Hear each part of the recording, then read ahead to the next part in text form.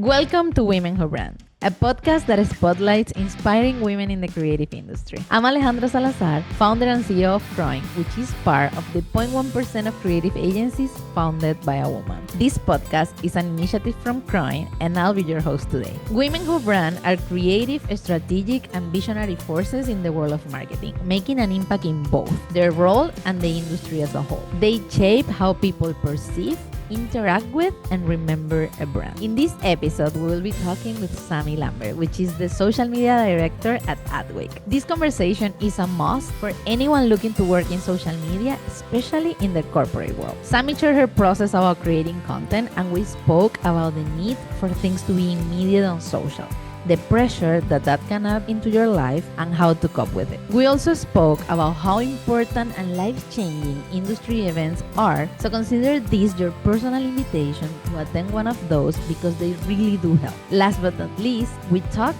about the importance of being yourself, which Sami does perfectly. So welcome our next woman who brands, Sami Lambert. Welcome to Women Who Brand. Oh my Welcome, God. Thank you for having me. Gracias. Of course, my love. I'm so happy that you're here. For those who don't know Sami, she is the director of social media at Adweek. Adweek is an advertising publication that covers marketing, creativity, client agency relationships, news, and insights in the world of advertising and marketing, and organize industry events that I've been privileged to speak at and where I met this beautiful human being here. We have been together in Arizona, in Cannes, here in New York, and more to come. The reason I invite you, I love you and you are the best, and I know you will be really inspired for all our listeners. But also, I remember when you took the ownership or the challenge of humanize Adweek's social media channels. I told you to take the spotlight, to go for it, and you were like thinking about it. And today, Adweek's social media is a success, and we will talk more about it. But today specifically is all about you. I want everyone to get to know you better. So let's get started.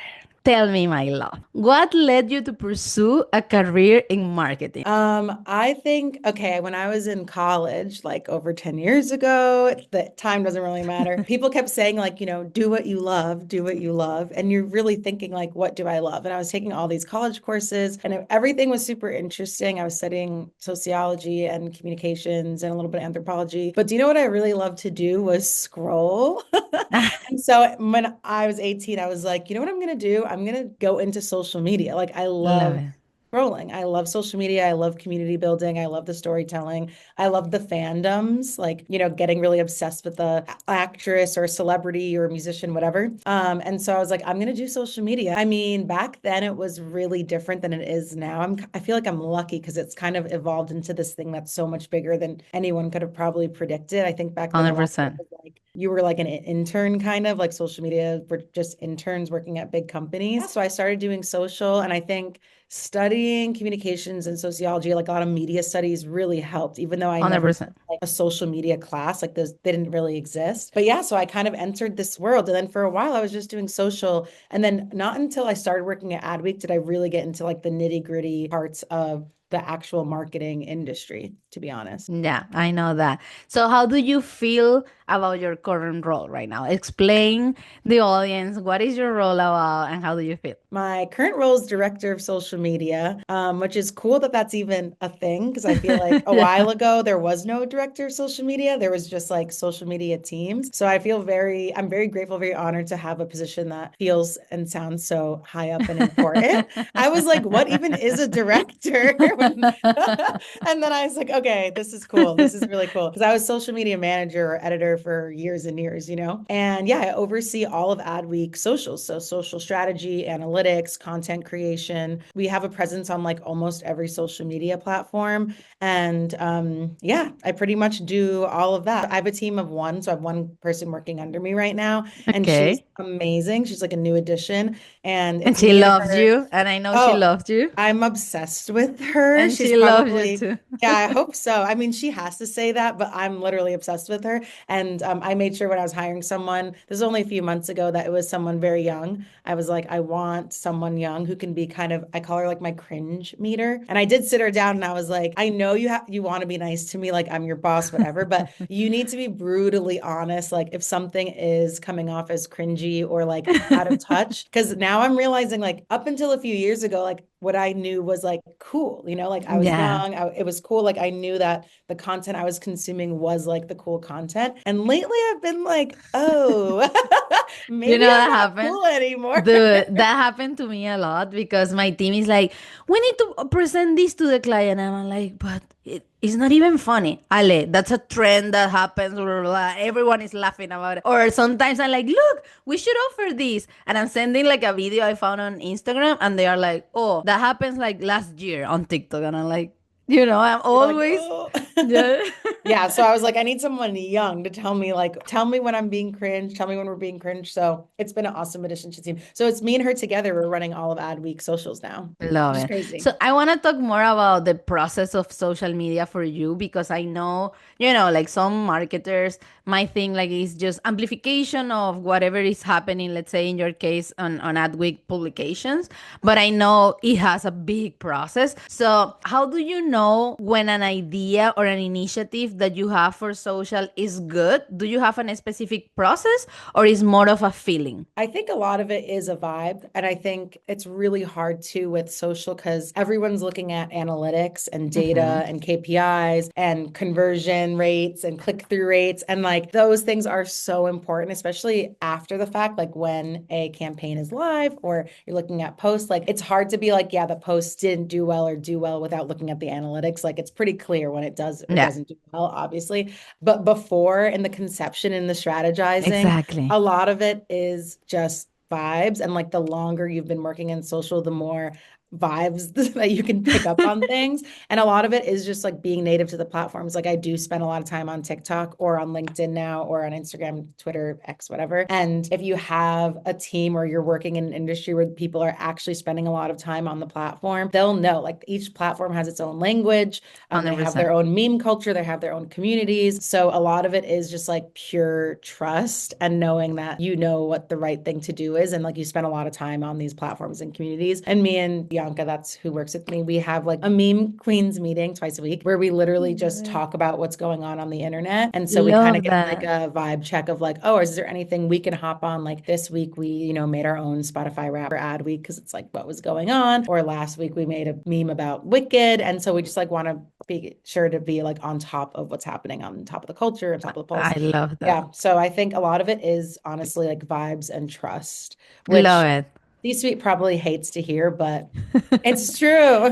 I love that you say it's a vibe, but also you mentioned that that's before, right? Like first is a vibe, but then you tend to see whether it was a good vibe or not with the results and the analytics. But I love it. I feel it's super important you also mentioned this of being native to the platform, or if you are not native, then have someone that is, or a team that is, because it's really like if you don't understand the platform, which is kind of a culture and a subculture within each platform, then it's hard for you to win it 100%. 100%. And there's like different post types, different voice that you can have in the copy. And even if 100%. you're posting for the same brand, you're going to post differently on every platform. It's just 100%. how it works. So it is like if I could build my ideal social team, I would have one person per platform or more than one Beautiful. person per Yeah, yeah, platform. yeah. Because Yeah, that's yeah, really yeah. the way to know the way to do You it. will get there. You will get there. Yeah, please. Sami, my love. I know it can also be challenging to make our voices heard. And I think I want to talk to you about it because we spoke a little bit about this. So, how do you ensure your voice and creative ideas are heard in the process? Like in the company you work with, like what's the process that you feel you do to make sure that that happens? Because it can be that you understand the platforms. And of course, if you are in your role, it means that they trust you, right? But still, even when we are in certain roles, we need to kind of defend our ideas to make sure they go live. So how it's in your case? I think the first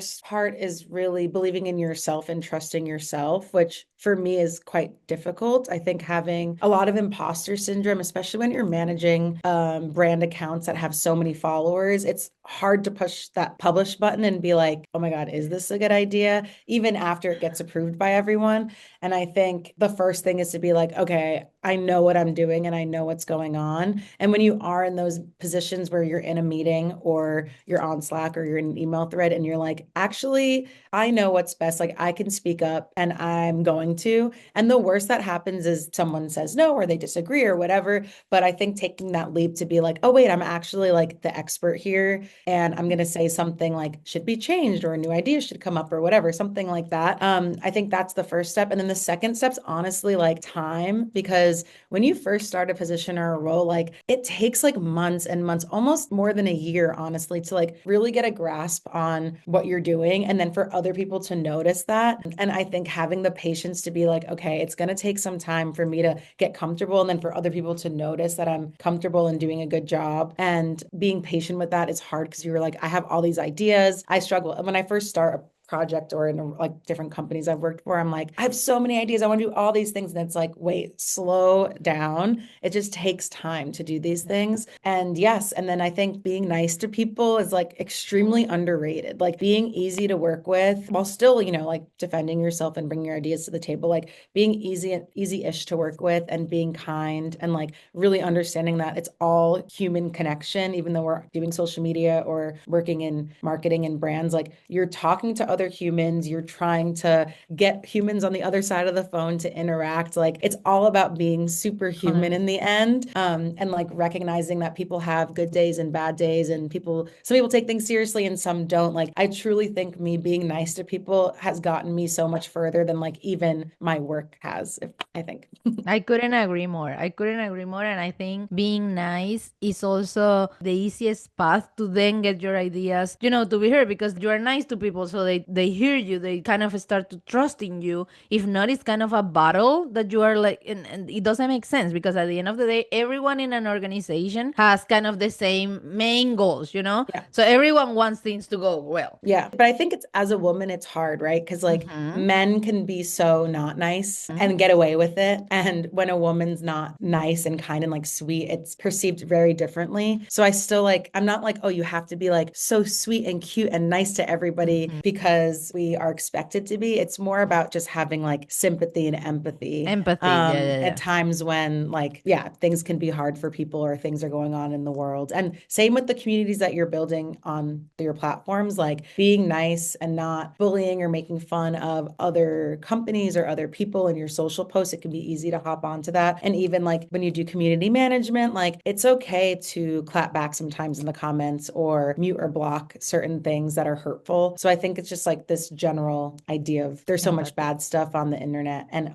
in work situations and office culture. So it's like, why contribute to that, I agree. Love that you share it. People can get confused about marketing roles in general.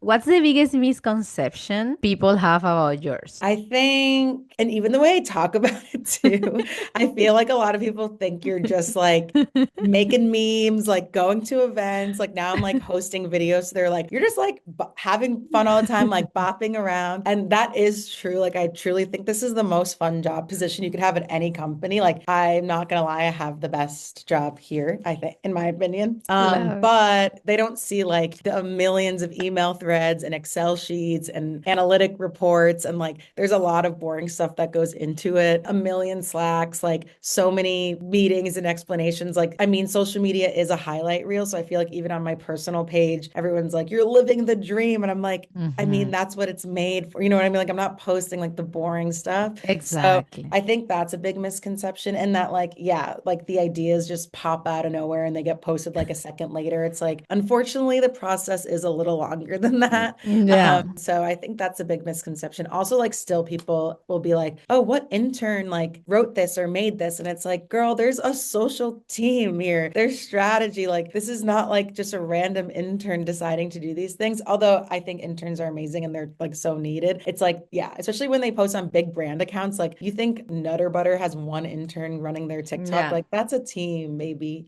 Yeah. No, 100%. And I have this question. How do you treat the immediate? Like on social things needs to be, if it's happening now, it needs to be immediate. Like, it's snowing, everyone needs to talk about it. Like, how do you treat that need of things to happen like as soon as possible and being posted as soon as possible? I mean, it gave me a little bit of anxiety personally. And I know for social media managers or people in the role of social, it's like the brands that post faster when a trend is happening or something is happening tend to win if the content is like good and like it covers everything. So how do you treat it in your case? Lately, I've just been like, deep breath, it's not that serious treating it, because you will go absolutely insane and like the anxiety will never end. And when you're on hours or off hours, you'll be like attached to your phone and it's just not sustainable and not healthy. That being said, jumping on trends or being ahead of the curve definitely helps in social. It's just not something you can expect to do every single second of Yeah. every single day. So I think like depending on your bandwidth, depending on how much you're able to take on, if you see something and it's time to jump on, do it. And if you miss it, like don't beat yourself up. There's something new happening every single day. Everything, It's yeah. also better, like I think it's better to just not post at all than to be like uncomfortably late with the post.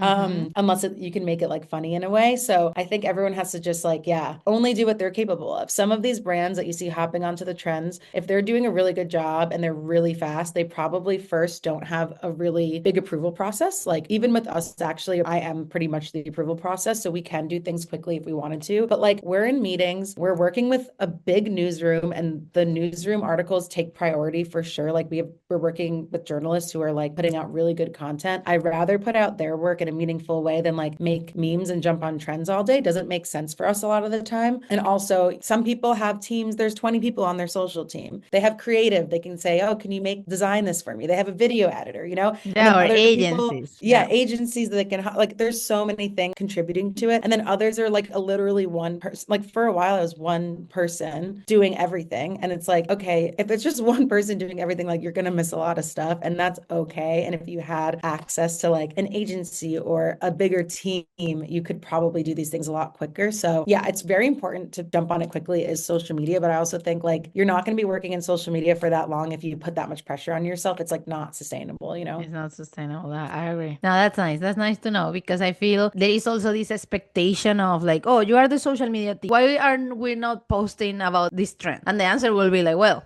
I had meetings. We have this. I mean, we can try to jump on certain trends, but it's not sustainable expecting for that to happen every day. It's really impossible. It's impossible. And a lot of time it doesn't align with the brand. So it's like, let's pick moments that really make sense for us and that will hit. Not every single brand account is going to post every single trend because it just like literally doesn't make sense. And I think people are noticing that now too. Like the Yeah. community and the audience are noticing too. Yeah, definitely. And I think now with the evolution of socials, there are things that you can you can predict a little bit. For example, Mhm. Spotify Grab, people were expecting on it. So as a brand, you can work on it and, be kind of ready because it's like a predictable trend that it's Yeah, coming versus exactly. something that just appears. And well, I Yeah. love the meetings you mentioned that you have every Wednesday. And those meetings I think are important, like daily discussions, because maybe there you can jump on a trend. Like if you get together with your team a couple of hours or minutes every day or every X amount of days, that can also help you. At least that's how we do it at Crying. We have meetings dailies and we go over what's going on. And then sometimes, oh, we can maybe with this brand offer this and we can do it like in the same day. But it's because we get not all, but everyone is invited to join those meetings. So I feel there are ways to get it, but it shouldn't be something that is killing you because, as you said, Yeah. you And won't it's be, nice to have you won't be. different points of views. Like it's nice that you invite everyone there because like my For You page or Explore page or internet like feed is Yeah. so different to like other people. So it's nice to have different voices in that room when Yeah, you're that's talking about it. important. Yeah. So talking about trends, my love, what is the trend that excites you the most right now and why? I think this trend, it's not even a trend yet, but like a prediction kind of. I think smaller niche communities on social are going to be the future of social media because our social media pages have turned into like not just our friends or not just the brands that we follow or the pages that we choose to follow. So I think what's going to happen and what's been happening is that people are going to flock to more niche communities. So if that's like WhatsApp group chats or Instagram broadcast channels or like even just like group chats in general, text group chats, your DMs, that kind of thing. I think we're craving those kinds of like connections again, like kind of old Facebook where you like only followed your friends, that's all you saw, and that's it, you know? So I think we're going to be like heading more in that direction. And I'm very interested to see, especially a media company like Adweek, like how we can fit into those conversations and how we can kind of harness. We already are kind of a niche community. We're a trade publication. Like we're not like I don't know, New York Times. Like it's like people who are interested in marketing, but then we can get even more niche and we have a lot of verticals. I mean, I'm interested in that. That's not like a very like sexy, fun trend, but that's something I'm like very interested in. Also the trend of like employees becoming kind of a brand's influencers and like turning that into like an influencer strategy, which is like literally you. And I do have to say, Ale, we went to lunch like over a year ago and you had just started your YouTube channel. You remember? And yeah, I do remember. You guys should all check out her YouTube channel. It's awesome. And you're so good at putting like your face as your brand. And you're like very personable and friendly and nice and like very good at going on Instagram stories and like really humanizing your brand. And it was at a time when I was too scared to put my face in I any know, Adweek I content. remember. Like I was Yeah. like, my strategy was anything that didn't have to be my face. Like I would do interviews and like cut myself out and just have the other person, which I did at I worked at like Inked magazine and made a lot of content for them, but you never saw me in them. And she was like, you should just go for it, kind of. Like she was like, you're very personable as well. And like my issue was like, yeah, trying to make Adweek more approachable. And it's like very dry topics sometimes. And we had this big conversation. And I was like, you know what? Fuck it. Sorry, can I curse on here? Fuck Of it. course,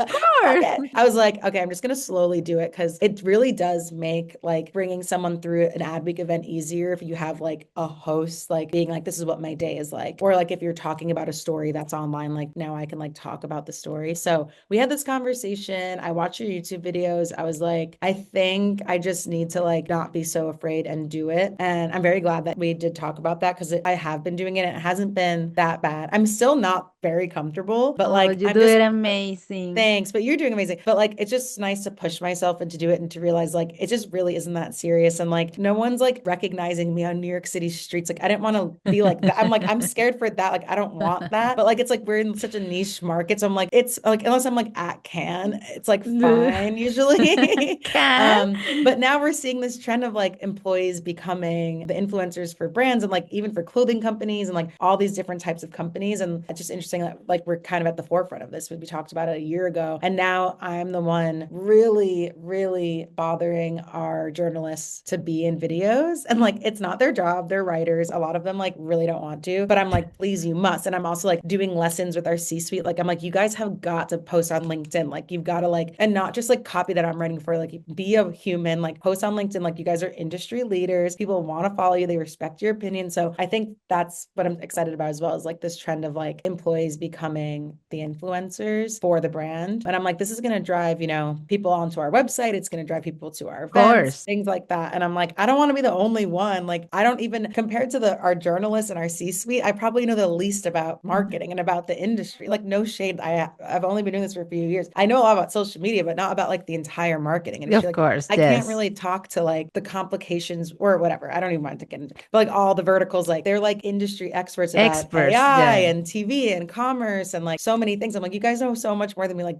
post, you know, but it's I get harder. it. It's hard, you know, it's not part of everyone's job, but I'm curious about that. No, I love it, Sammy, and I actually wanted to talk to you about how do you take that lead on humanizing Adweek socials. And I think, I mean, we had this conversation, and then I saw you like in events we were together, and in events you were, and I was like really following the event through your experience, and it felt so natural. And I feel people can think that you are a marketer because you are, but like you are a marketing expert like journalism, because you really do an amazing job like, explaining what's happening, what's going on, and like people can feel that they are part thanks to your content. I'm super proud of you. I'm like Thanks. obsessed with everything you do. And Thanks for also I love, having. no, 100%. I'm super proud, and I think it's not only because it will be good for the brand 100%, but it will be good for you to expose yourself. I mean, like to the point that you feel confident and comfortable, because you don't need to, do things that you don't want to do. Yeah.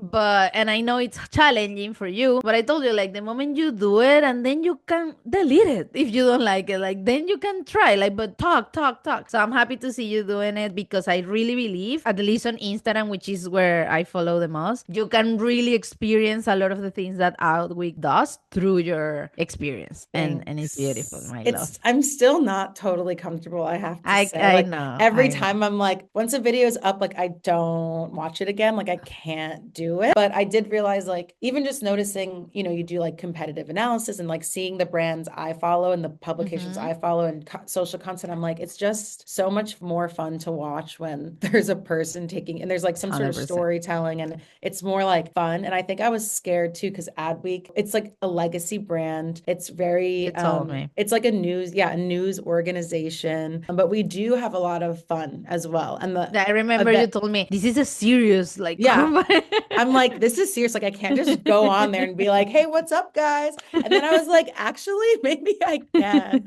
And I haven't gotten in trouble yet. Like, nothing. I'm like, are they watching it? Like, my C-suite and like our audience. I'm like, are they actually watching it? Or is like maybe just no one's watching and they don't care. But I do think there's a good balance. Like, you can find so much of like the meat of these conversations that we're having at our events. People are on stage, they're talking. You can come to the event and watch them talk. And then you can watch recordings of it online after. So I was so focused on like getting that, and we write news articles about it too. I Yeah. was so focused on getting all of that into like 20-second Instagram story. Mm-hmm. And then I was like, actually, I think social could be used to create kind of like more of a FOMO effect, Mm-hmm. rather than Mm-hmm. like making it so I have to like give our audience every single piece of information that they missed. Love that vision. And Yeah. I think having that switch really helped me. And then also I report directly to Zoe, who's our CCO, our Chief Content Officer. And she kind of was like, go have fun. Like, I don't mind what you do. Like, I think it should, like, social should be fun. And it doesn't have to be like so niche and zeroed in on like only what the sessions are about or whatever. And I think having also like her blessing and her guidance was really helpful, because I was like, okay, my boss is not going to get mad at me, or Love like it. doesn't Love have it. these expectations of like what it has to look like. So it has been fun to like be able to kind of just take it and run with it. And in general, like I'm pretty extroverted and I love meeting people and I love interviewing people. I mean, I just like talking to people in general, like even when I'm not working, and going to events and experiencing new things. So I think that comes off too, is like, oh, she's just like happy to be there. And I am happy to be anywhere. Bring me Love anywhere. it. Send me No, I anywhere, love it. guys. Yeah. I love how you said that it wasn't about giving, okay, these are the insights and this is what people said, because they can consume it. Actually, Adweek is for like go and you can learn, you can consume. But in your case, when you change that vision to make it like the FOMO to be on those events, I love it, because in my blog, for example, at the beginning, I was like, Brand Week, okay, Coca-Cola CMO says blah, blah, blah, blah, blah. And I felt weird saying it. Yeah. But then, like Coca-Cola, I mean, I had the notes and I would post it on LinkedIn, but for my blog, it was like, should I do this? And then I changed it as well into more like, okay, this is my life. I'm going to this event. It's fun. They are giving this food and I'm meeting this person, blah, blah, blah, ha, ha, ha, fun. And I feel they are more easygoing. And when you are consuming a blog, for example, you're not expecting to, I mean, a podcast can be for learning or for fun, but the podcast is more like, okay, let's talk about this topic. Let's learn. In the vlog, it's like, let's see what Alejandra is doing with her life, Yeah. Also, we're in like a weird position where we're making social content like about marketing. And that is more difficult than I ever thought would be, because your audience either wants to learn or is only interested in marketing. Yeah, And yeah, it's like, yeah. if you want to make a post go viral, it has to kind of connect with people outside of this niche as well. I hate Yeah. people say make a post go viral, but yeah, posting on 100% social, agree. sometimes you have to think about where the video is going to end up and who's going to be looking at it and who's going to interact with it and how it's going to get sent to people. And if it's like really, really dry, that's probably not going to happen. So it's like you kind of have to have a different approach to it than you would maybe like, yeah, for a podcast or writing an article or programming 100%. for a conference or something. So, but it took me years to like really figure It out is a that we could learning. make the switch. Yeah. And I was like, okay, It is. but it still has to be, I mean, guys, it's still relevant.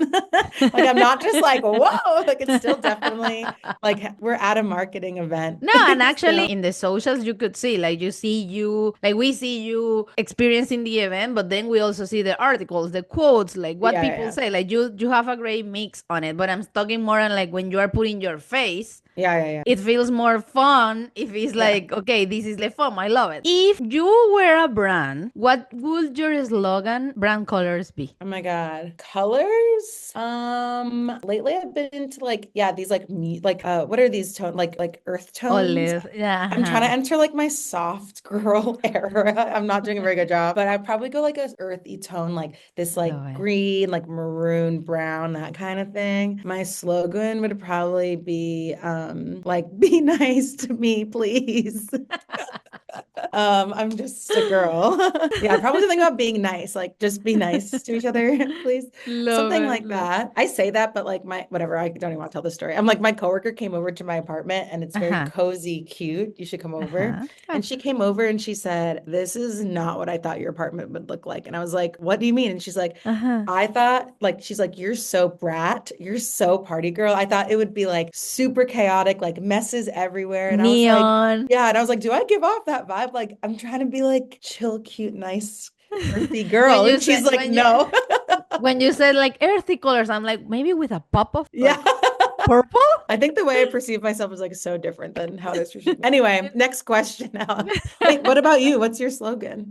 Wow. I think it can be let's be friends. I Oh, love that's a good like one. yeah, friendship. It's like I'm all about friendship values. So And maybe what's your let's color? well, when I was a kid, it used to be red. I was I was obsessed. thinking red, yeah, for you. Red, but then I changed kind of the yellow selected, like yellow imposed it in my life as a okay, I'm your favorite color. And suddenly I was immersed in everything yellow at some point of my life. I think that period is over, and now I'm more into like jean, like this color maybe. Mm, I mean, I love like pops of bright colors, yeah, but then also neutral in the nice. background, something like Yeah, that. I that's think good. that would. So now I will ask you a few questions and you will say whatever comes to your mind. This is quick. It's just seven, I think. Are you ready? Okay. Yeah. Awesome. So, strategy or creativity? Oh, creativity. Awesome. The best creativity for you is nostalgic or fun? Fun.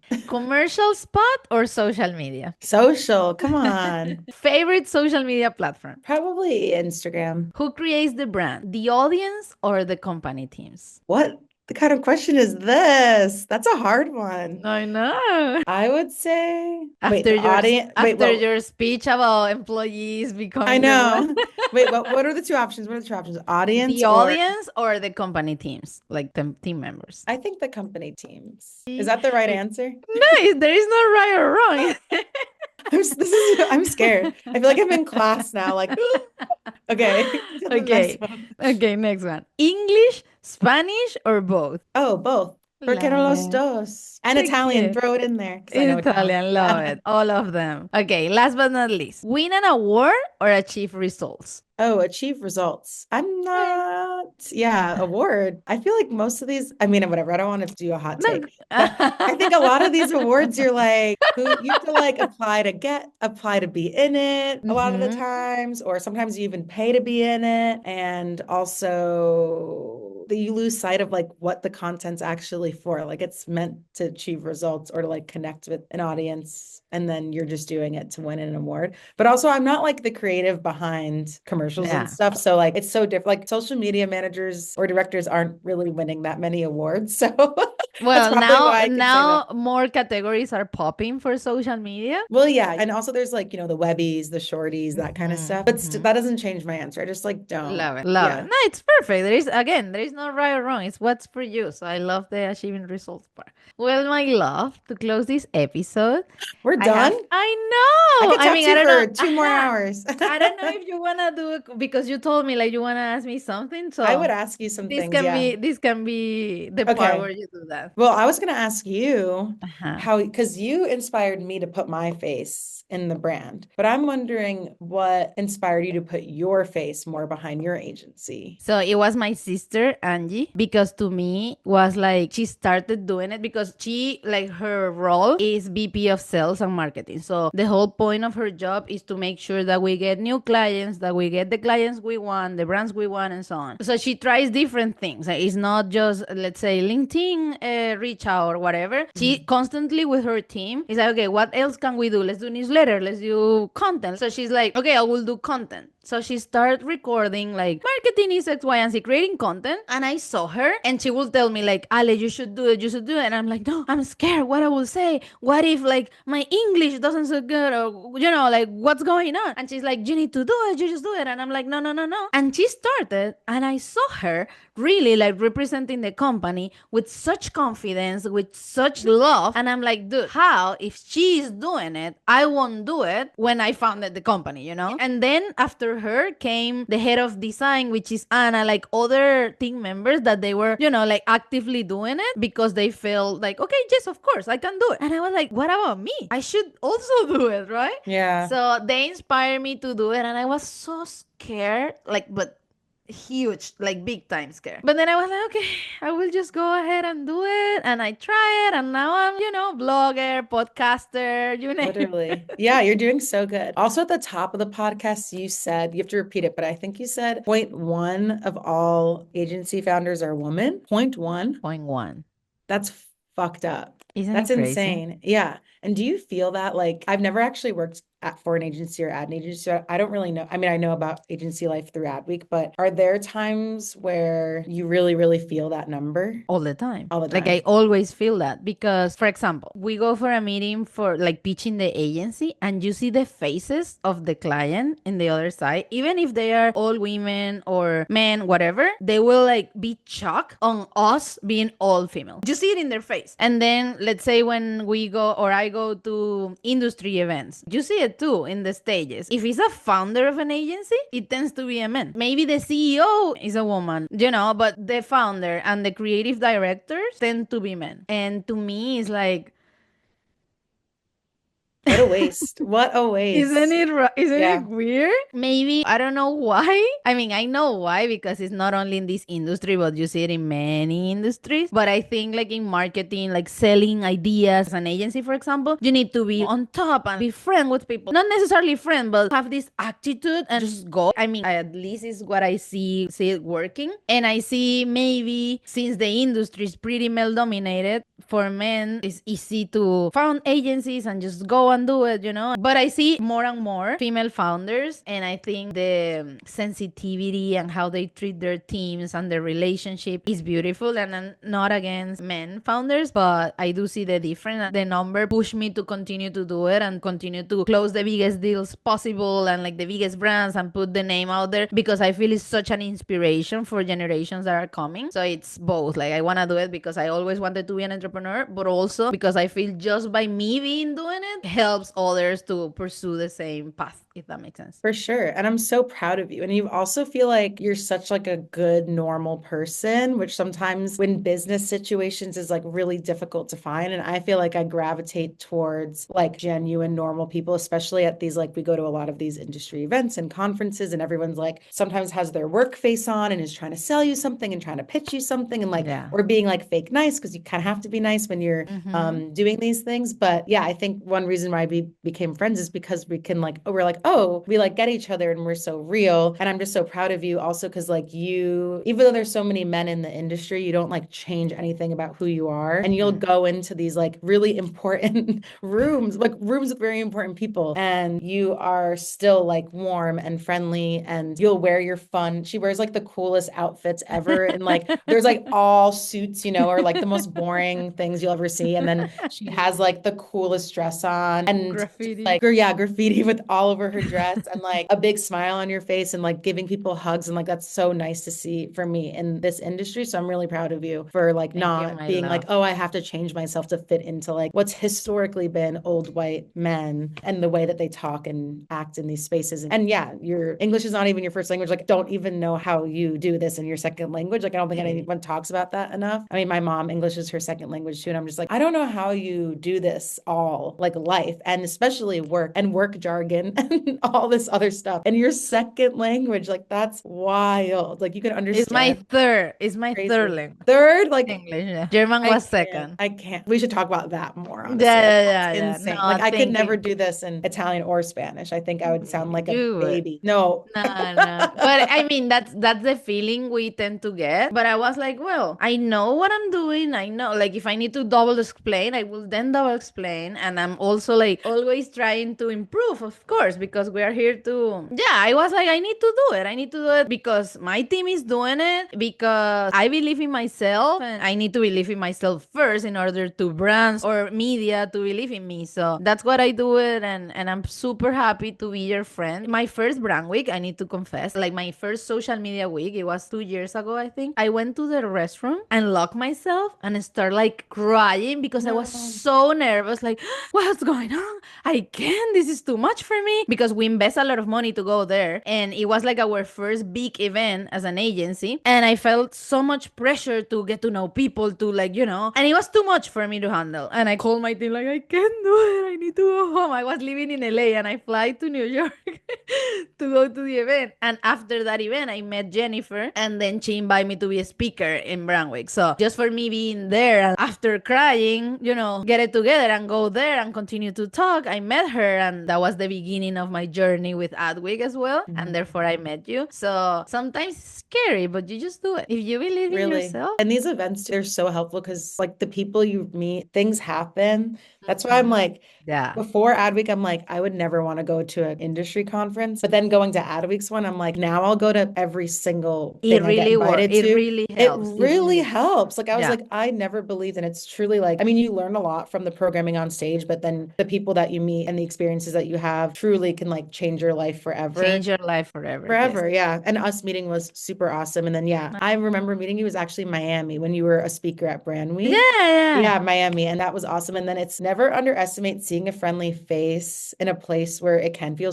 so overwhelming. Cause then I saw you like at Possible and at Canon. Exactly. These are places that, Exactly. yeah, we're like young women. And also I have like all these tattoos and I just feel like I'm Nice. not, and I don't dress like super professional or Love fancy. it. So in these spaces, I often am like, I'm not supposed to be here. And I have like a friendly face in the crowd and to like be able to Yeah, like that's chat for true. like 5 minutes, like your heart just settles and you're like, okay, everything's gonna be okay. Like it's okay. Really, Yeah. that's the feeling I got every time I see you at events. It's like, Yeah.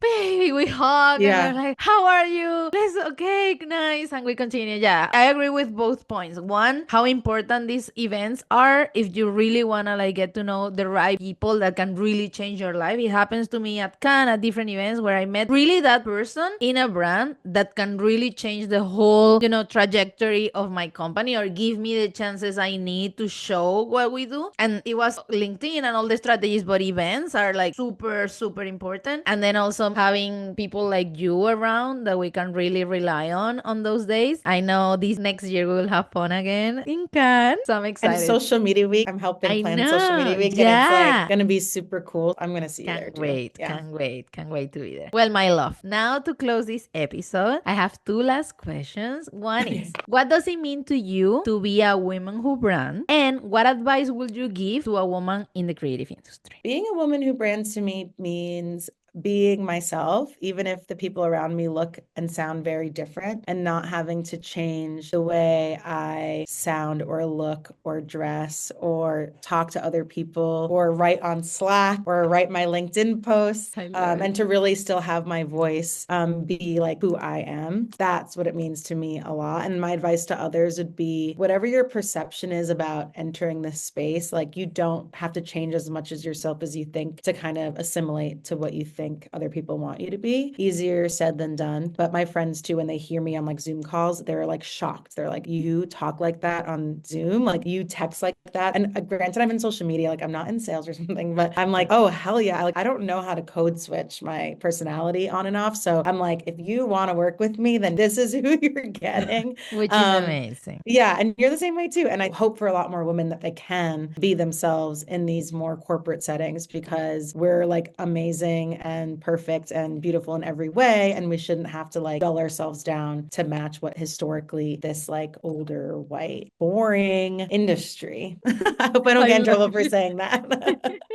I love you, Sammy. Thank you so much. I Thank mean, it's you. obvious that I enjoyed this conversation, and I knew I wanted to have you because you have a lot to add to this community, but also because I knew I will feel like super content and happy talking to you as we always do. So thank you. Thank you for sharing your story. Thank you for being so open and share everything, your thoughts as you always do. And to all women who brand listening or reading, remember your voice matter and your creativity has the power to inspire and lead. Until next time, ciao. Ciao. Thank you.